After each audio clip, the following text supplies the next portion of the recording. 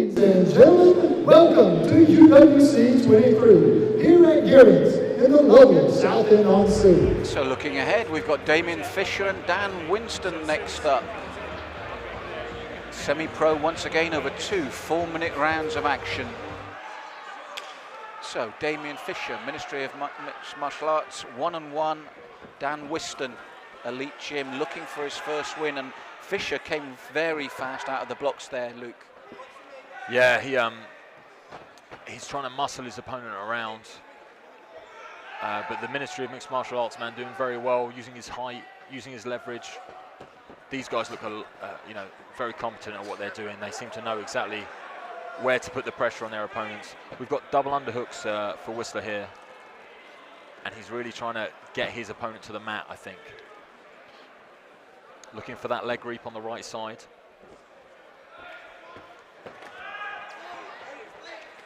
I think Damien Fisher needs to look, lovely inside trip there to get the takedown. And straight away, see how he creates his posture. Yes.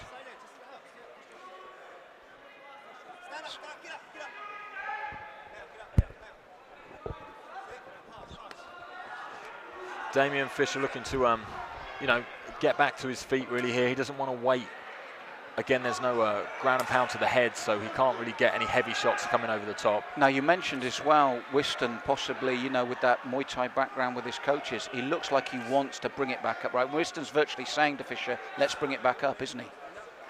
And that's exactly what happens. The ref steps in and comes in straight for the takedown, I know what you're going to say. We thought there that Winston wanted it straight up, but then went straight for the takedown. Now, it's sort of backfired because Fisher really came across the cage at Winston, didn't he? But it didn't really work out in his favour. It's difficult for these guys. Not many fights, and you're really trying to formulate a game, what you're good at, and you're trying to implement that in the cage. And sometimes the thing you think you're good at just doesn't work for you that day, so you have to change it up and switch it around. But you can see these guys have got good skills in all areas of the game. Some fantastic cage wrestling going on here. Back and forth, people getting switched in and out of the cage, and Fisher trying to control that right arm with his left wrist, and there's a constant hustle from both guys. That's right, and Winston, as I said, we mentioned possibly that stand-up background, but he's consistently looking for the takedown. Good knee, just missed there from Damien Fisher. Slid past the body of Dan Winston, luckily for Winston. I think Winston has that background, but I think he really will benefit from getting this to the mat, because Damien Fisher looks dangerous with those knees and his straight shots from the beginning. So I think a takedown could be the difference in this round. Yes, because outside of that, it's very even and very close. As you said, both a good knee there, as I said that, from Damien Fisher. But neither man's really stamped his authority on this opening round, has he? Not at all. And Dan Winston needs to really, he has those double underhooks that he's getting very often, needs to use them, because he doesn't want to stay here and get a big knee. I can see it coming from. Well, I was going to say, you're dead right there, Luke. Fisher, you can see him trying to open the space to drive the knee in there. It's obviously his intent, and he just missed with one earlier. So Winston has to be really careful. But it's rounds like this, you really think for the judges, because this is a tough one for them to judge as it stands at the moment. The judges have a really, really tough decision in most fights, but this one's very, very close at the moment. So if I were to substitute you for either of these fighters, and at the moment you've realised that you are so evenly matched because they are, where would you try to switch this up, Luke, if you were either one of these men? I mean, if I was Fisher, with my back on the cage at the moment, it seems like Winston wants to get hold of me the whole time, and I'm having to battle his game, wrestle with him, and I'm getting those knees involved, and I'm doing okay, but there's no real change of pace. I would try and break up, get in the centre of the cage, and really work my stand-up game and see if he can compete me with there. Because he can compete with me in the wrestling, but can he compete with me on the stand-up? We haven't seen that yet, because it's been such an intense, close fight all the way through that round. Very, very close round. I don't know how you would score that one.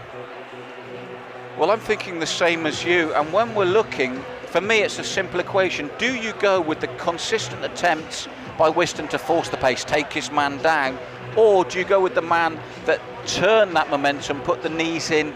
It's a hard one. I mean, if I personally was judging, I would sit on the fence and really hope the second round gives me a clear-cut winner. I would go a drawn round, but those would be the two things I would be thinking of. Whiston constantly going for those takedowns, constantly trying to drive his man down. Fisher turning him, looking for the knees. But if I was a judge, I'd really like one of these two men to make it obvious for me and say, yeah, this is it now. And again, the big knee comes straight in from Fisher as Whiston pushes the pace once more. See here for me, for Fisher, I'd break away. You can tell that Whiston doesn't want to stand with him. He's trying to get hold of him straight away. Fisher's got the advantage now, pushing him up against the fence. I'd try and break, throw some shots and get back into the centre of that cage. Otherwise, this is going to happen. Again, as you said, Whiston, he set his stall out early. He wants to take his man down. He's obviously confident, and again, working so hard for it. Beautiful switch to the corner there from Fisher, but he still ends up on his back. They're right in front of us here at the commentary box. And Whiston, for the first time, he's got what he's engineered for, hasn't he? He's tried for this so often. But in semi-pro, you've only got so many tools now without the ground and pound, haven't you? I mean, you're really only looking for a submission. There's no real leg locks either, apart from a straight ankle lock. So the moves you've got to look out for here are things like side chokes and arm bars. They're the most regular things that you'll see. Sitting in the half guard now against a lengthy guy like Fisher, it's going to be quite difficult to pass those legs, especially if he can get his right knee inside on the stomach. And he regains guard really, really well. And now it could be to his detriment being on the ground with a long-limbed, opponent.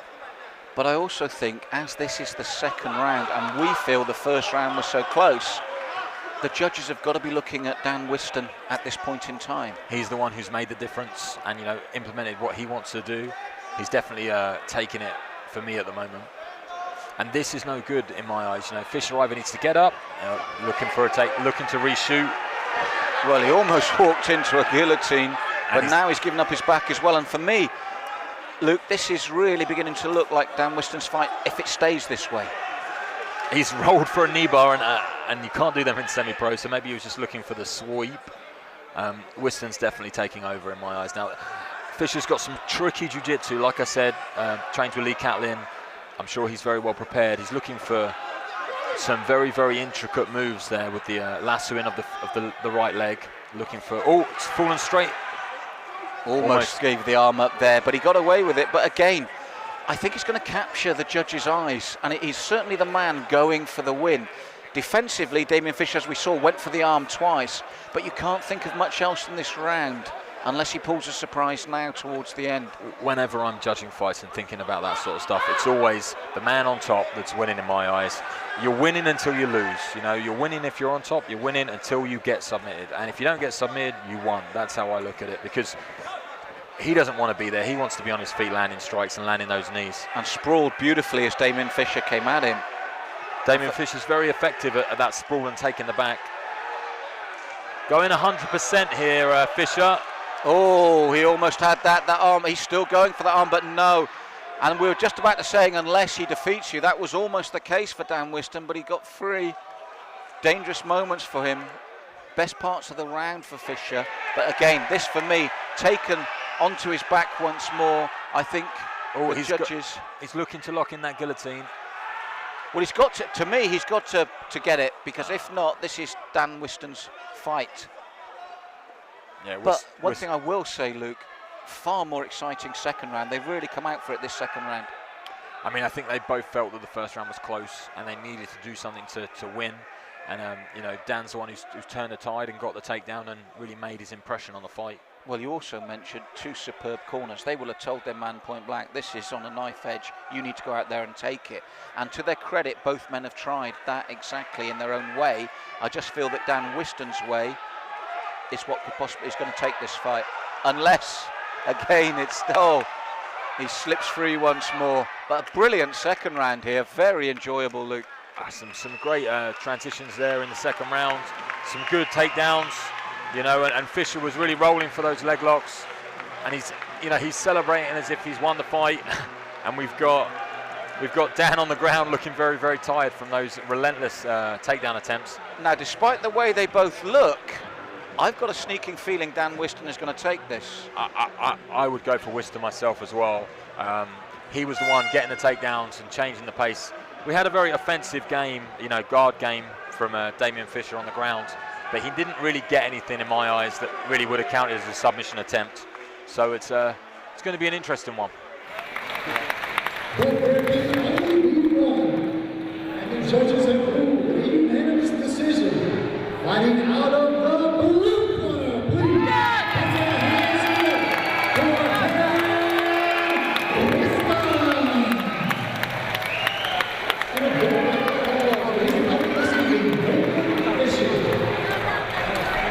They certainly took their time, but we feel they came to the right decision. They agreed with us, and I think that's a fair decision. And now you've got both these men who I think have got real futures and very talented at 1-1 in their careers.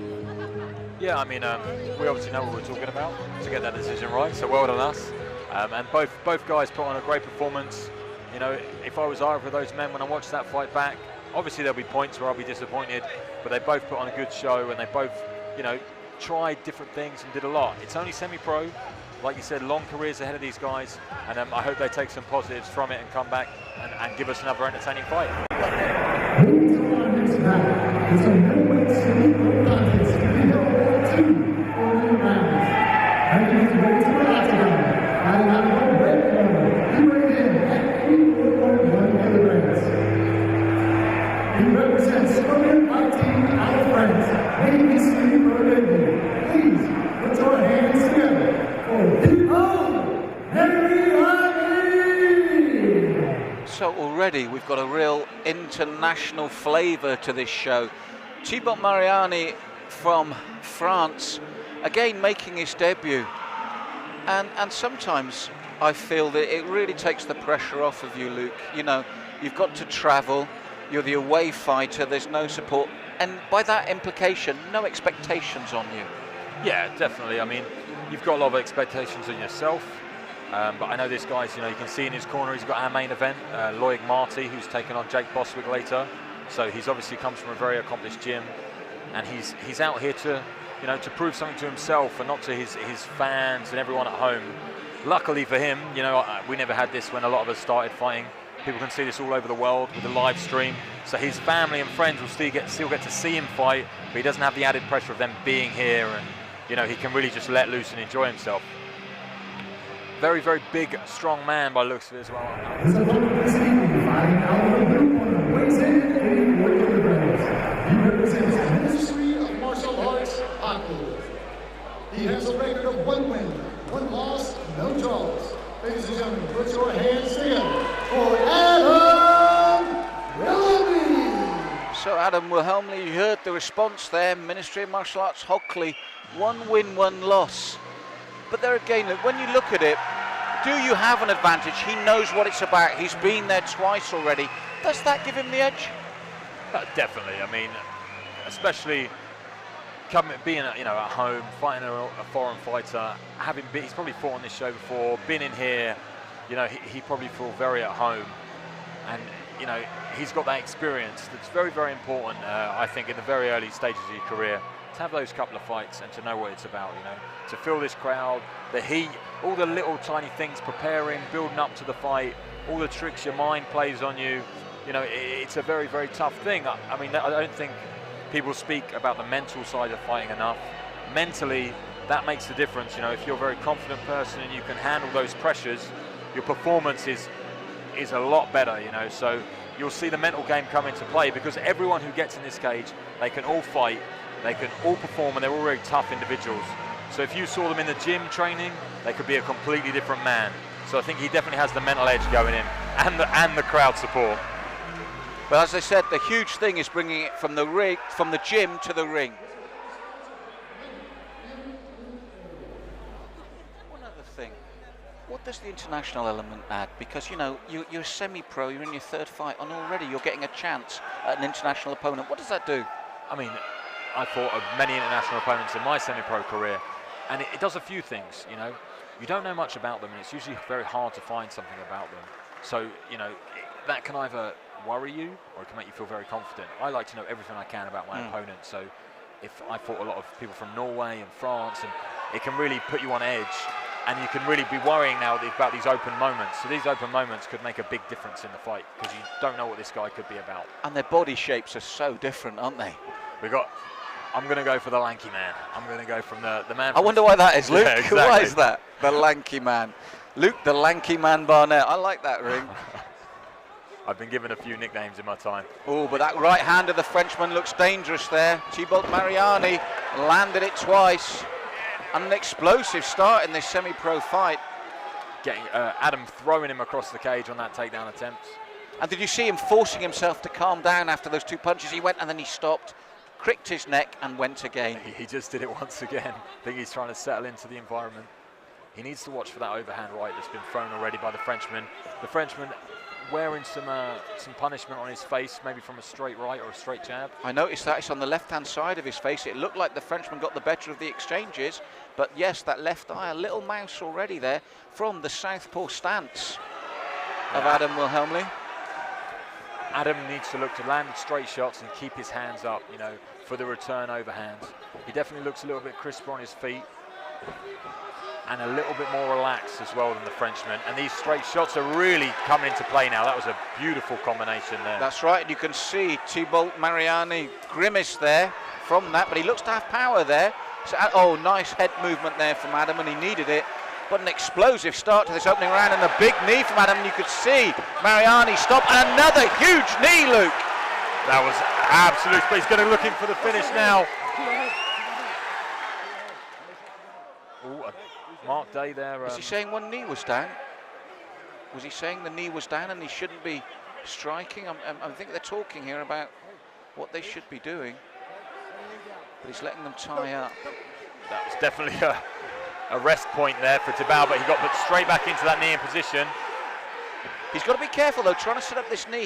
He's eaten a couple of right hands from the Frenchman, who is now checking the knee attempts as he should have done at first. So Adam now looking possibly for the single leg there. I'm not sure if maybe Adam caught him with the fingers in the eyes in that, you know, that barrage. I didn't really see that from Mark Day, but Mark Day's a very experienced ref. I'm sure he's got it under control. These knees are definitely going to be the difference in this fight. Well, you saw Mariani looking to his corner to say, what do I do here? Because he doesn't look that confident in the defense against the knees. He did check the one knee, but he just managed to get a wrist before the next knee hit his face. Oh, a judo throw attempt there from Thibault, but he didn't really have control. Nice takedown there from Adam. And you can hear he's got good crowd support here tonight, and he's responded well to it. He's got these very long arms, so he's looking to set up this Darce choke straight away, and he's going to roll. He's going to roll him, yes. This is the and he taps. Yeah, a beautiful display then from Adam. You know, you saw all the ranges, some very good straight punches, awesome knees, and then he finishes it off with an anaconda choke. You know, and for those that may be tuning in for the first time, the roll was essential there when he got the once he got the lock on. Why was the roll essential, Luke? I mean, you can see with Adam's build, he's got very, very long arms, and he managed to tie up his arms and get that bicep control over the head. And that's a very, very tight position in itself. But when you roll over, you end up pushing the shoulder into the neck of your opponent, and that's when the tap's going to come, because you've got all of your weight bearing down on your opponent's neck. Ladies and gentlemen, we have a winner at 2 minutes, 51 seconds in the very first round. By the anaconda choke. By the anaconda blue.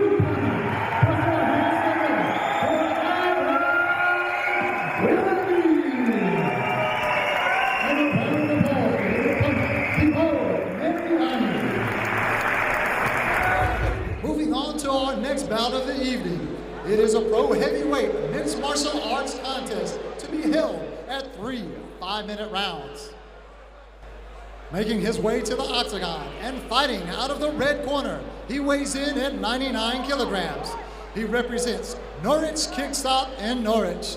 Ladies and gentlemen, his professional record is 3 wins, 4 losses, no draws. Please put your hands together for Tomas Sicilia! So, Thomas Sicilia making his way to the cage. Norwich Kickstop, we've seen twice here tonight already, Luke. He's got a record of 3 wins and 4 losses, but we discussed earlier in the evening, when you've got a team fighting, so there's more than one of you on the show, how it can affect the dressing room. Well, this young man's coming out as the last of the Norwich Kickstop fighters, with one of his team that's lost, one of his team that's won. So, what sort of place do you think he'll be in mentally? Well, I think I've seen Thomas fight a few times before. You know, very big for the weight. I think his, you know, his teammates, he wants to make a stamp now and be successful for the team, and then they go away 2-1. So it's pretty good for the guys, and I think it was a win that was the last Norwich guy. It was indeed. So they're coming with a winning atmosphere, winning atmosphere in the changing room, and hopefully he carries that on for his team and gets the win here tonight. He trains under Stuart Chase over at Norwich Kickstop. I know Stuart pretty well as well. They have quite a lot of different fighters.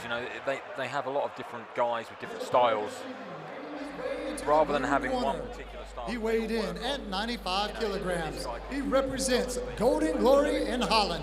He has a perfect record with 1 win, no losses, no draws. Ladies and gentlemen, please put your hands together for Marcin Bracino. So, as we said earlier, another international professional bout, Marcin Bracino, Golden Glory Holland. Only the one fight, but he's won it. And again, we talk about areas where MMA is developing, but you look at K1 as well. Holland, a great just martial arts environment, isn't it? Oh yeah, Golden Glory is a world famous gym. Some very fantastic fighters come out of there. Coming out in his gi, looks like a judo black belt. So going to have some great grappling skills here, which could be the challenge for Thomas, because I know that he likes to stand and bang. So Golden Glory, I mean, they've got a Thai boxing background or a K1 background as well. So this man could have some very versatile skills. It could be an exciting fight for Thomas. But as we've seen earlier in the evening as well, one thing that excites me is, we said before, it's one thing to have this skill set, it's then making it work from you from the gym to the ring or the cage, isn't it? Yeah, I mean, you could be a beast in the gym and you could be the best guy there, but then it's how you deal with this pressure cooker, the pressure of coming into this room and having to perform in front of people. The mental aspect of that can completely change.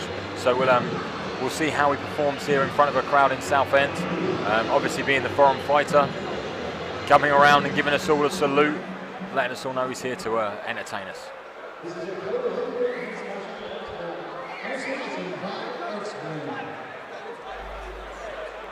And another thing here, when we get to the heavier men, the light heavyweights and the heavyweights, cardio and the ability not to gas becomes such an important factor, doesn't it? Especially if the fight's tough and there's a lot of groundwork done. It's the man that really has that better conditioning can be vital, isn't it?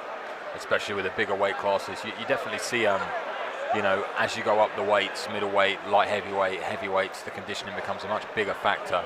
But then the power that they possess is much bigger as well. So you could see this finish very, very quickly with two very big and powerful men in the cage. Yes, Thomas, slightly the taller of the two. It's not a great deal, but he is taller. But as Luke said, power and conditioning at play here. Oh, and straight out with a right hand. Cecilia, you said he liked the stand-up. Well, it was almost like a Superman punch with the right hand. And he come running out and took the judoka down straight away and put him on his back, which is very impressive for someone with a judo base to get taken down that quickly and easily. And he's really throwing leather on the ground as well. Dropped two big left elbows there. But then makes a mistake and has got him on his back now, throwing down some heavy leather. Marcin gets reversed again, and now Thomas is on top. A high, rapid pace for these big men. Like you said, how long can they keep this up? And for me, the intriguing thing about this beginning is they've both had their moments because of mistakes. It's not because of what they've done, it's the mistakes that have actually been made that have given them opportunities. And Thomas is very, very aggressive with his stand-up style. Big knees, big punches. If one of them lands, it could be good night. But, he's leaving a lot of openings for Marcin to capitalise on. This is the dangerous thing for him. He's going for broke, and there is opportunities there. He's already marked under the left eye, but then that's what we were saying, and it is all over very suddenly. We were just saying he left himself open, Luke, and the proof really was in the pudding there. As soon as you said it happened, and another head kick knockout. In powerful form here tonight with the head kicks. Again, come flying forward there, Thomas. Really trying to be aggressive, and what happens? He got caught. Sometimes they say your best defense is offense. Sometimes that can be your undoing as well, coming forward that heavy. The thing about this fight is the writing was on the wall for either man. I mean, before that, we saw Thomas just miss with a knee, but just as you said, I'm a bit worried he leaves himself open. Boom, it's all over. Ladies and gentlemen, we have the winner in the very first round at 1 minute and 11 seconds by way of KO.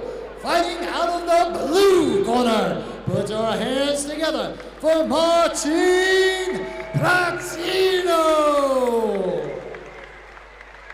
And a round of applause for Tomas Sicila.